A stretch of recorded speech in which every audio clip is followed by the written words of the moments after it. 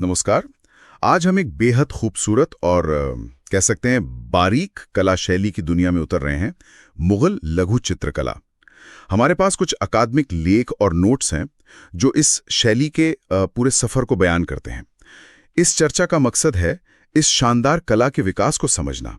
मतलब कहाँ से शुरू हुई, किन चीज़ों का इस पे असर पड़ा, इसकी खास पहचान क्या है और भारतीय कला पर इसकी क्या छाप रही है। हम देखेंगे कि कैसे इसने भारत की अपनी कला, फारस की निफासत और हाँ, बाद में यूरोप की तकनीक को मिलाकर कुछ एकदम नया बना दिया। ठीक है, चलिए इसे थोड़ा और गहराई से समझते हैं। जी बिल्कुल।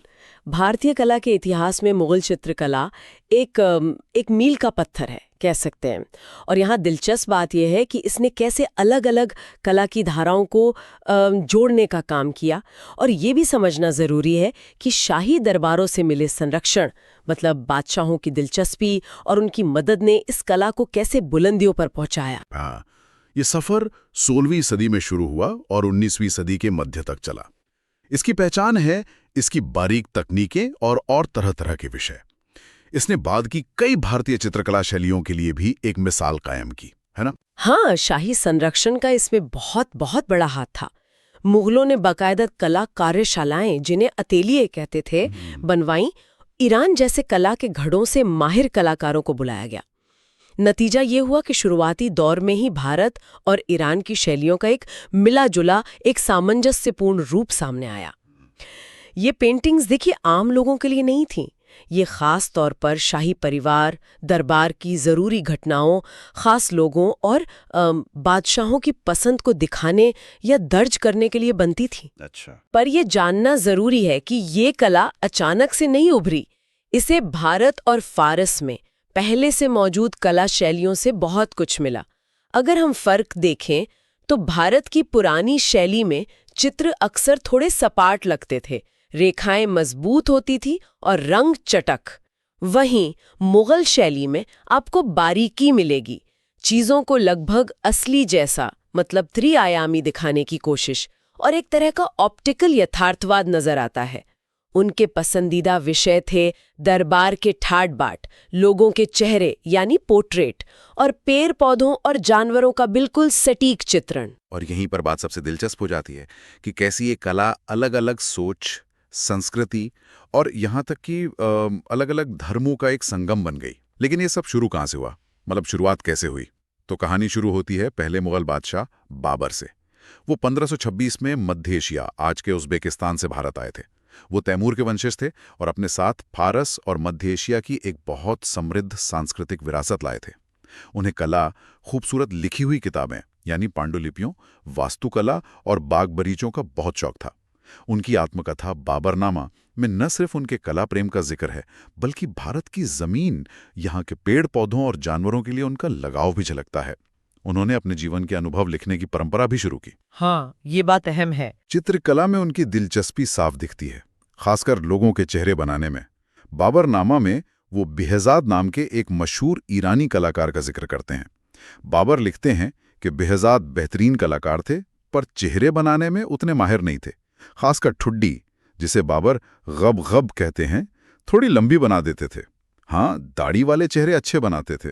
एक और कलाकार शाह मुजफ्फर का भी जिक्र है, जो बाल बनाने यानी केश विन्यास में उस्ताद थे। हाँ, बाबर भारत में ज्यादा समय तो नहीं रहे, लेकिन उन्होंने चीजों को गौर से देखने और चित्रकला में दिलचस्पी लेने की एक बुनियाद जरूर डाल दी। उनकी नजर बहुत पारखी थी। अच्छा, बाबर के बेटे हुमायूं 1530 में बादशाह बने, पर उनका शासनकाल काफी राजनीतिक उठापटक से भरा रहा। शेर शाह सूरी से हार कर उन्हें भागना पड़ा और फारस के शासक शाह तहमास्प के दरबार में शरण लेनी पड़ी। ये मुश्किल दौर देखा जाए तो कला के लिहाज से एक अहम मोड़ साबित हुआ। बिल्कुल। वहां सफवी दरबार में उन्होंने लघु चित्रों और पांडुलिपियों की बेहतरीन कला देखी। वहां के कलाकारों के हुनर ने उन्हें मोह लिया। जब वो दोबारा दिल्ली की गद्दी पर बैठे तो अपने साथ दो माहिर फारसी चित्रकारों, मीर सैयद अली और अब्द उस समत को ले आए। ये दोनों ही चेहरे बनाने में कमाल के थे। हुमायूं ने इन्हें अपने दरबार में एक चित्रशाला, जिसे निगार खाना कहा गया, स्थापित करने को कहा। जी। और यहीं से हमजा नामा जैसी बड़ी परियोजना की शुरुआत हुई। हाँ, हुमायूं का योगदान ये था कि इतनी अस्थिरता के बावजूद उन्होंने एक शाही कार्यशाला की नींव रखी और कला को संरक्षण दिया। उनके दौर की एक मशहूर पेंटिंग है princess of the house of Timur, Timur के घराने के राजकुमार। ये शायद अब्दुस समद ने 1545-50 के आसपास बनाई थी। ये कपड़े पर मतलब कपास पर अपारदर्शी पानी के रंगों से बनी है। इसका साइज काफी बड़ा है, इसमें कई लोग दिखाए गए हैं और ये तैमूर वंश के राजकुमारों का एक तरह का ऐतिहासिक दस्तावेज है। और दिलचस्प बात यह है कि बाद में इसी पेंटिंग पर अकबर, जहांगीर और शाहजहां के चेहरे भी जोड़ दिए गए। अच्छा। इस शुरुआती दौर में फारसी असर साफ दिखता है, पर हाँ, भारतीयता का रंग भी धीरे धीरे घुलने वाला था। हुमायूं के बाद उनके बेटे अकबर 1556 से 1605 तक उन्होंने गद्दी संभाली और उन्होंने कला को अभूतपूर्व बढ़ावा दिया। उनके दरबारी इतिहासकार अबुल फजल ने अकबरनामा में लिखा है कि बादशाह कला के बड़े कदरदान थे। शाही कार्यशाला में 100 से ज्यादा कलाकार काम करते थे। सोचिए। हाँ, 100 से ज्यादा। जिनमें फारस से आए उस्ताद और भारत के बेहतरीन हुनरमंद कलाकार दोनों शामिल थे। जी। इन दोनों धाराओं के मिलने से एक अनोखी, एक नई शैली ने जन्म लिया। ठीक है, चलिए इसे थोड़ा और खोलते हैं। कहते हैं अकबर को पढ़ने में थोड़ी दिक्कत थी, शायद डिस्लेक्सिया। इसलिए वो कहानियों को चित्रों के जरिए समझना पसंद करते थे। उन्होंने अपने पिता द्वारा शुरू की गई हमजा नामा परियोजना को बड़े पैमाने पर आगे बढ़ाया। हाँ, उसे बहुत विस्तार दिया। इसमें पैगंबर मोहम्मद के चाचा हजरत हमजा की बहादुरी के किस्से थे। अकबर को ये किस्से सुनने का बहुत शौक था। ये पेंटिंग्स बड़े आकार के कपड़े पर बनती थी, जिनके पीछे कागज पर कहानी लिखी होती थी ताकि सुनाने वाला पढ़ सके। बिल्कुल। इनमें जिस तकनीक का इस्तेमाल होता था उसे गौच कहते हैं। ये पानी में घुलने वाले गाढ़े अपारदर्शी रंग होते हैं। ये काम अक्सर मिलजुल कर होता था, मतलब टीम वर्क था। हमजानामा वाकई एक बहुत बहुत बड़ी परियोजना थी। सोचिए, इसमें 14 जिल्दें थीं, कुल मिला के 1400 तस्वीरें, और इसे पूरा करने में करीब 15 साल लग गए।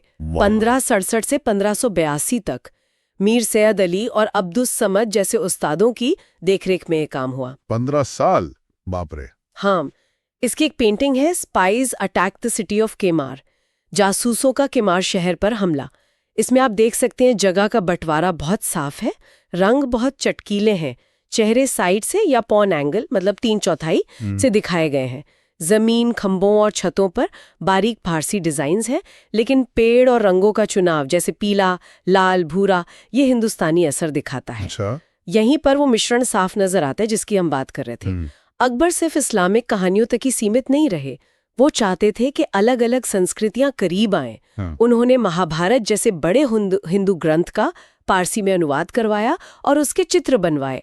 इस सचित्र महाभारत को रज़्मनामा यानी युद्धों की किताब कहा गया। रज़्मनामा जी, जो 1589 में कलाकार दसवंत की देखरेख में पूरी हुई। इसी तरह रामायण का भी अनुवाद और चित्रण हुआ। दरबार के दृश्य बनाने में गोवर्धन और मिस्किन जैसे कलाकार बहुत मशहूर हुए। अकबर के जीवन पर आधारित अकबरनामा भी एक बेहद अहम और खर्चीली परियोजना थी। अकबर के ही जमाने में यूरोप का असर भी भारत पहुंचने लगा था।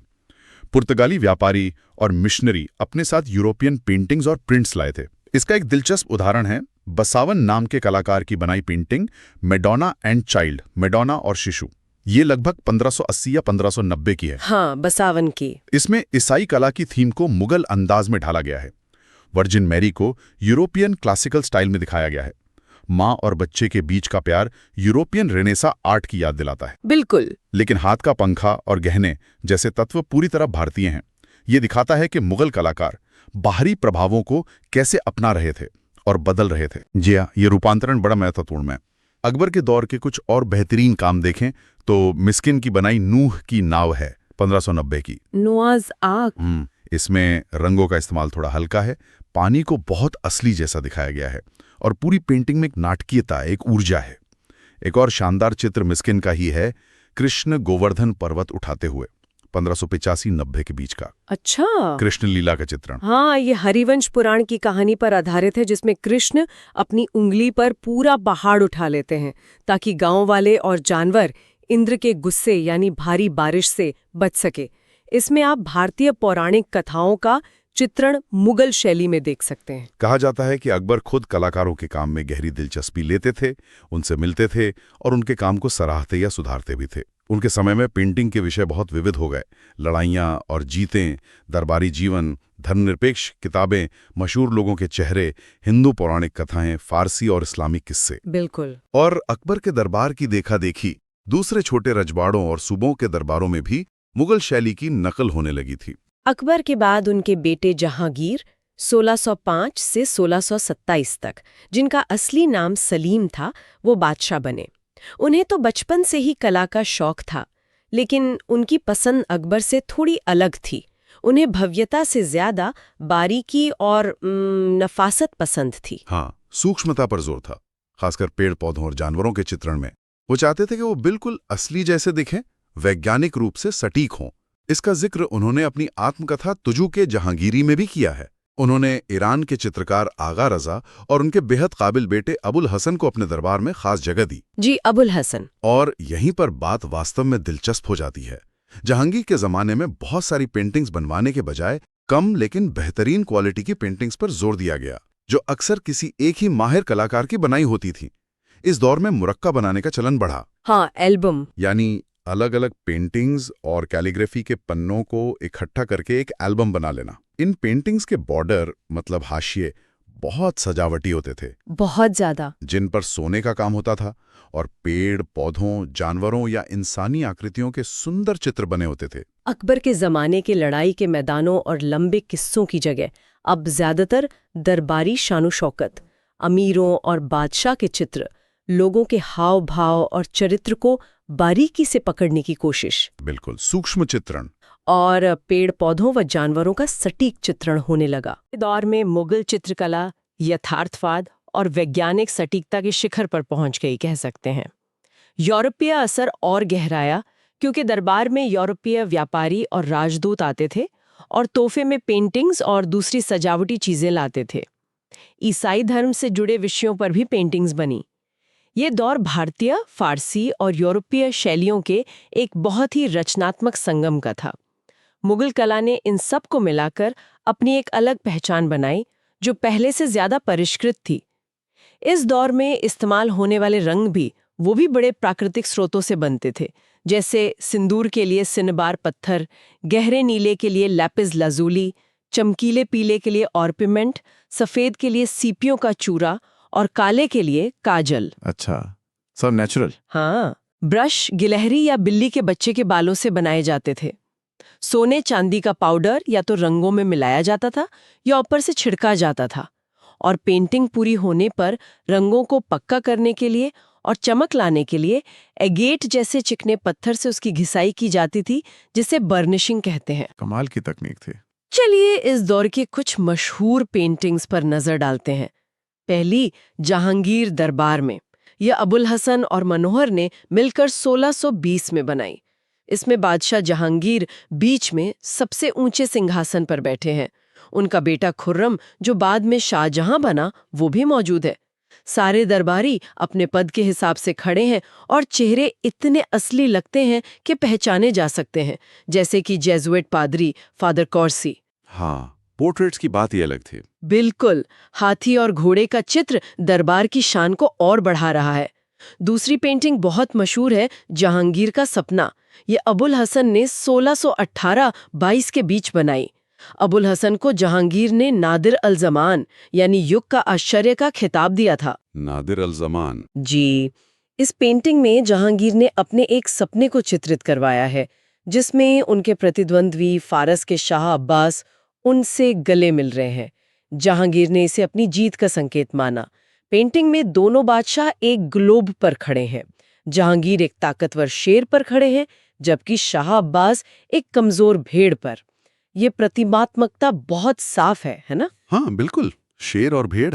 उनके पीछे सूरज और चांद का एक बड़ा सा सुनहरा प्रभा मंडल है, जिसे 2 पंखों वाले फरिश्ते थामे हुए हैं। ये स्टाइल यूरोपीय कला से प्रेरित लगता है। तीसरी पेंटिंग है जहांगीर एक घंटे के चश्मे पर विराजमान। ये विचित्र ने बनाई 1625 में। विचित्र, ये भी बड़े कलाकार थे। हाँ, बहुत। ये भी प्रतीकों से भरी है। जहांगीर 1 घंटे के चश्मे यानी आगलास पर बैठे हैं, जो दिखाता है कि उनका राज वक्त से परे है। ऊपर और नीचे फारसी में लिखा है। पेंटिंग में कुछ और चेहरे भी हैं, जो शायद ऑटोमन सुल्तान और इंग्लैंड के राजा जेम्स प्रथम के हैं, लेकिन जहांगीर उन्हें नजरअंदाज करके एक सूफी संत शेख हुसैन चिश्ती को एक किताब दे रहे हैं। अच्छा। ये दिखाता है कि बादशाह आध्यात्मिक चीजों को दुनियावी चीजों से ज्यादा महत्व देते हैं। और कमाल की बात यह है कि कलाकार बिच्छित्री ने खुद को भी पेंटिंग के एक कोने में बना दिया है, हाथ जोड़े हुए। अरे वाह, जैसे सिग्नेचर हो। हाँ, जैसे वो अपनी कलाकृति बादशाह को भेंट कर रहा हो। जहांगीर को प्रकृति से कितना लगाव था, ये उनकी बनवाई पेंटिंग से पता चलता है। जी। उस्ताद मंसूर, जिन्हें नादिर उल अस्र यानी युग का अद्वितीय का खिताब मिला था, इस काम में माहिर थे। जी, उस्ताद मंसूर बेमिसाल। उनकी बनाई एक पक्षी आरामगाह पर बाज बहुत प्रसिद्ध है, 1615 की। जहांगीर के लिए खास नस्ल के बाज लाए जाते थे और वो उनकी तस्वीरें बनवाते थे। एक किस्सा है कि ईरान के शाह अब्बास ने उन्हें एक बेशकीमती बाज तोहफे में भेजा था, जिसे एक बिल्ली ने मार दिया। ओहो। जहांगीर को इतना दुख हुआ कि उन्होंने उस मरे हुए बाज की याद में उसकी पेंटिंग बनवाई। अच्छा, याद के तौर पे। उस्ताद मंसूर ने ही जेबरा की मशहूर पेंटिंग भी बनाई थी 1621 में। ये जेबरा अफ्रीका मतलब इथियोपिया से लाया गया था और मीर जाफर नाम के एक अमीर ने जहांगीर को तोहफे में दिया था। हाँ, वो कहानी भी दिलचस्प है। जहांगीर ने खुद इस पेंटिंग पर फारसी में लिखवाया कि ये जेबरा हब्श इथियोपिया से आया है और इसे उस्ताद मंसूर ने बनाया है।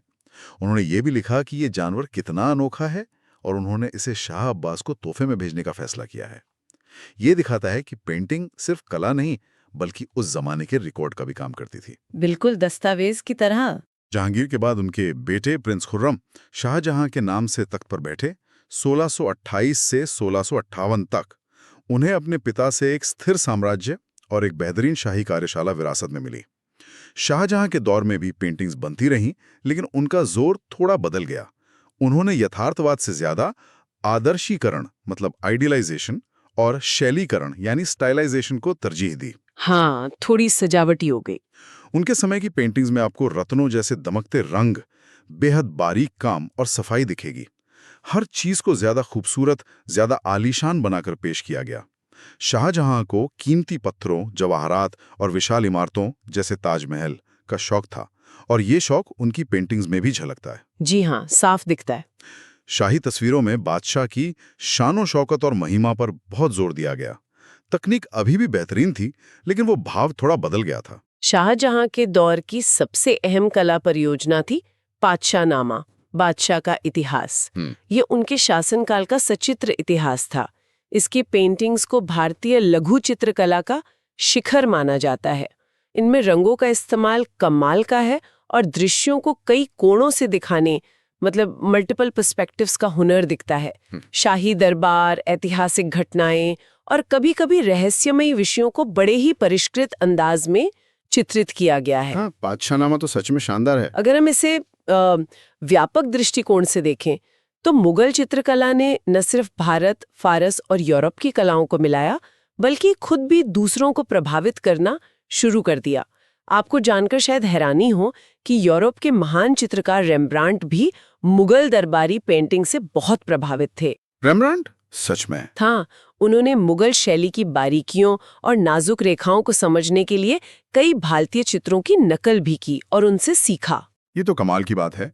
अच्छा, शाहजहां के दौर की खूबसूरती का एक अच्छा उदाहरण है हाजी मदनी नाम के कलाकार की बनाई पेंटिंग दारा शिकोह की बारात। हाँ, बहुत खूबसूरत पेंटिंग है वो। इसमें दूल्हे यानी शाहजहां के बड़े बेटे दारा शिकोह भूरे घोड़े पर पारंपरिक सेहरा पहने दिखाए गए हैं। उनके पीछे सफेद घोड़े पर खुद बादशाह शाहजहां हैं, जिनके सिर के चारों ओर एक दिव्य प्रभामंडल, एक हेलो है। पूरी बारात में नाच गाना, तोहफे और आतिशबाजी का माहौल है। कलाकार ने शादी की पूरी रौनक और शान को बड़ी खूबसूरती से उतारा है। बिल्कुल। दारा शिकोह का जिक्र यहाँ जरूरी है। वो शाहजहां के सबसे बड़े बेटे थे और बहुत पढ़े लिखे खुले विचारों वाले इंसान थे। उन्हें सूफी दर्शन और वेदांत में गहरी रुचि थी। उनकी एक पेंटिंग मिलती है जिसमें वो बगीचे में साधुओं के साथ बैठे ज्ञान चर्चा कर रहे हैं। दारा शिकोह एक बगीचे में ऋषियों के साथ।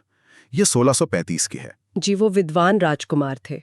वो अपने भाई औरंगजेब के मुकाबले काफी उदार माने जाते थे। लेकिन अफसोस गद्दी की लड़ाई में वो अपने भाई औरंगजेब से हार गए और मारे गए। औरंगजेब, जिन्हें आलमगीर भी कहा जाता था, उन्होंने साम्राज्य को फैलाने पर ज्यादा ध्यान दिया, खासकर दक्षिण भारत यानी दक्कन में। उन्होंने कला को उतना बढ़ावा नहीं दिया जितना उनके पुरखों ने दिया था। हालांकि ये सोचना गलत है कि उन्होंने शाही कार्यशाला एकदम बंद कर दी। अच्छा, ये आम धारणा तो यही है। हाँ, पर पेंटिंग्स बनती रहीं, पर धीरे धीरे कला का स्तर और कलाकारों को मिलने वाला समर्थन कम होने लगा। जब शाही दरबार से पहले जैसा प्रोत्साहन मिलना बंद हो गया, तो कई बेहतरीन कलाकार दिल्ली छोड़कर लखनऊ, हैदराबाद, मुर्शिदाबाद जैसे सूबाई दरबारों में चले गए। वहाँ के नवाब और शासक भी मुगलों की तरह अपनी शान दिखाने के लिए पेंटिंग्स बनवाना चाहते थे। जी। संरक्षण बट गया। बाद के मुगल बादशाहों जैसे मोहम्मद शाह रंगीला, शाह आलम द्वितीय और आखिरी बादशाह बहादुर शाह जफर के जमाने में भी कुछ अच्छी पेंटिंग्स बनी। हाँ, कुछ तो बनी, लेकिन वो मुगल शैली के गौरवशाली अतीत की बस एक धुंधली सी याद दिलाती हैं। बहादुर शाह जफर, जिनकी एक तस्वीर 1838 की मिलती है, वो खुद एक अच्छे शायर, विद्वान और कला के जानकार थे, पर उनका दौर मुगल सल्तनत के अंत का दौर था। 1857 के विद्रोह के बाद अंग्रेजों ने उन्हें कैद करके बर्मा रंगून भेज दिया। और वहीं उनका अंत हुआ। भारत में राजनीतिक माहौल बदल चुका था, मुगल कमजोर हो गए थे, कई छोटे छोटे राज्य बन गए थे और अंग्रेजों का दबदबा बढ़ता जा रहा था। इसका असर कला पर भी पड़ा। चित्रकारों को अब नए संरक्षकों की पसंद, उनके विषयों और उनकी शैली के हिसाब से काम करना पड़ रहा था। धीरे धीरे महान मुगल लघु चित्रकला की शैली दूसरी क्षेत्रीय शैलियों जैसे कि प्रांतीय यानी प्रोविंशियल और कंपनी स्कूल शैलियों में घुल मिल गई और अपनी अलग पहचान खो बैठी। हमने तकनीक की बात बीच बीच में की, जैसे गौचे रंगों का इस्तेमाल, बर्निशिंग, बारीक ब्रश। संक्षिप्त में पूरी प्रक्रिया समझें तो पहले हाथ से बने कागज पर लिखने के लिए जगह छोड़ी जाती थी, फिर लिखाई होती थी और फिर पन्ना कलाकार के पास जाता था। हाँ, कलाकार पैतमरी पेंटिंग का खाका, जिसे तह कहते थे, वो बनाता था, फिर चेहरनामा बनाता था और आखिर में रंग रंगामेजी भरता था। अकबर के समय टीम वर्क आम था, जैसा हमने हमजा नामा में देखा, लेकिन जहांगीर ने अकेले माहिर कलाकार को तरजीह दी। प्राकृतिक रंग, सोने चांदी का प्रयोग और एगेट पत्थर से घिसाई, ये सब मिलकर उन बेमिसाल तस्वीरों को रचते थे। जी हाँ, अद्भुत संयोजन था ये सब। तो ये था मुगल लघु चित्रकला का उतार चढ़ाव भरा सफर। बाबर के साथ शुरुआत से लेकर अंग्रेजों के आने के बाद दूसरी शैलियों में मिल जाने तक हमने देखा कि कैसे इसने अलग अलग प्रभावों को अपने अंदर समोकर एक ऐसी शैली बनाई जो बिल्कुल अनोखी और बेहद प्रभावशाली थी। तो इन सब बातों का सार क्या है? मेरे ख्याल में यही कि इस कला ने भारतीय कला पर एक ऐसी छाप छोड़ी है जो कभी मिट नहीं सकती। बिल्कुल। और जाते जाते एक सवाल सोचने के लिए छोड़ जाते हैं। ये बारीक और खूबसूरत पेंटिंग्स जो कभी सिर्फ बादशाहों, बेगमों या कुछ खास लोगों के देखने के लिए थीं या किसी किताब का हिस्सा हुआ करती थीं, आज दुनिया भर के म्यूजियम में नुमाइश के लिए रखी हैं। जैसे हमजा नामा के पन्ने अलग अलग देशों में बिखरे हुए हैं या रेम्ब्रांट ने जिनकी नकल की थी। यहाँ एक ज़रूरी सवाल उठता है, जब कोई कलाकृति अपने असली माहौल और दर्शकों से इतनी दूर हो जाती है, तो क्या आज हम उसके असली मतलब और मकसद को उसी तरह समझ सकते हैं जैसे उस जमाने के लोग समझते होंगे? सोचने वाली बात है। अपने मूल संदर्भ से कटकर ये कलाकृतियां आज हमसे कैसे संवाद करती हैं? ये एक बड़ा प्रश्न है।